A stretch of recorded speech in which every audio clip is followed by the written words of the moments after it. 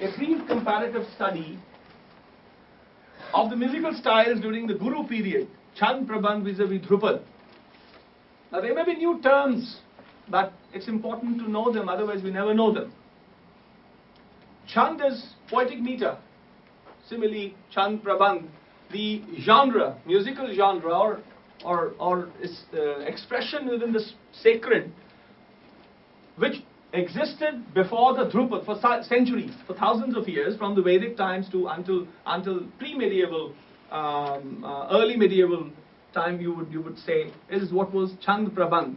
So Dhrupad was derived from the ChandPraband singing, and to my knowledge, the Gurbani singing is the only living genre, especially with my family, where chands are still sung. If you look at the four Vanis, our friend ethnomusicologist, but are you ethnomusicology is such a big subject. Ethnomusicology has dared to include Indian classical music in that ethnomusicology. We wonder who's ethnic. I think you guys are ethnic. You know, when our ancestors wrote some of the greatest scriptures, your ancestors are eating each other, isn't it? That's the reason. Anyway, so I think you guys are ethnic. Huh? So, they just anyway, if you knew, I don't know whether you're studying Indian music or ethnic music. So, there are four Vanis: the Khandar Vani, Gauhar Vani, Nauhar and Dagar Vani. These are four major streams of singing form in northern Indian classical traditions. Of course, the music in the Deccan evolved differently or continued in a certain manner until the 17th century, when thought process becomes very warm, and until the 18th century, then new lines are drawn. The Trinity comes there, where's Muthuswami Dikshitar, Tyagaraja and Shyama Shastri, the third one. Until these three folks come by, happen, and they redraw lines. But these four Vanis in North India are somehow related with the coming of the Mughal dynasty, the whole Mughal dynasty throughout the medieval time. But there is one Vani which remained independent of the Mughal influence. And that is the Guru Vani. It's an aspect which is not being studied yet. It's now being studied. I've been squeaking for quite some time about that. So Guru Vani vis-a-vis the four Vanis.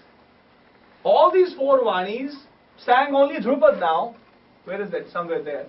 Dhrupad and Guru Vani still retained the classical stream. Ek pade, do pade, te pade. Pade would be one stanza or one argument in a composition. One analogy, one example, one supplication, one thought, put together in one stanza, for example. Ek pade would mean one stanza, a composition with a one stanza. Do pade would be two stanzas, te pade, three stanzas, chaupade, panchpade, ashtpade. From 5, then there's a jump to 8. Cycles of 8. Then the prabandha would be ashtpade, beaded in a longer composition. So an ashtpade would be a poetry with many padas, many poetries, but each would be having 8 parts each. So you could have a 40 compositions put together, 40 padas, but they are ashtpade within themselves. Right? And then the chant singing, where the refrain or the chorus, as you say, is not repeated. Even in Varanasi, in Banaras Hindu University, our friends in musicology and others, even there they have no idea. I was singing once in 2003 there, visiting the Mahant, where the discussion suddenly, chants came in our discussion. And one of the acharyas there, one of the Hindu scholars or Hindu priests said, "Oh, the chants were taken to the heavens by the gods." And that's it. No more questions. So I said, "Oh, I must be one of them then. Ask me which chant you want to hear." And I was on the stage. And I, of course, gave them examples of how the chants were sung until Dhrupad suddenly became a major influence. Now what happens in chant is that follow the poetry, the simile, the rhythm, as we have the Lagu Guru Pulit, how the lines are. A line could be a long one or a short one, a poetical structure. If I may illustrate one chant, for example, the chorus, the main line would not be repeated. Kol khumai lalna, kol khumai lalna, he ji gurman dina, he ji gurman dina, he ji gurman dina, he ji gurman dina.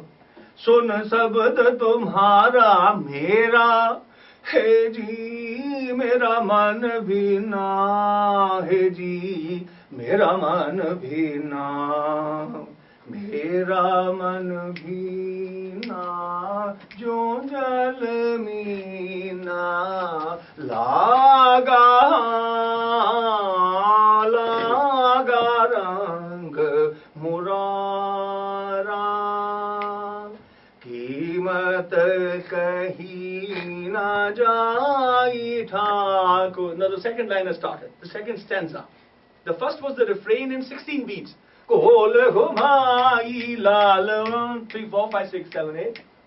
30 what is interesting? Kol ghumai lal 1, 2, 3, 4, 6, 7, 8, 9, 10, 11, 12, 14, 16.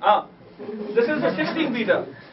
And then comes 7 beats. For example, सुन शब्द तुम्हारा मेरा, हे जी मेरा मन भी ना, हे जी मेरा मन भी ना, हे जी मेरा मन भी ना, मेरा मन भी ना, जो जल मीना मेरा. 7 beats.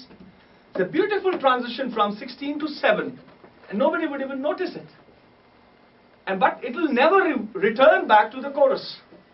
That was the chant singing, which they say the gods took to heavens. So I said, yeah, I'm heavenly about guy, So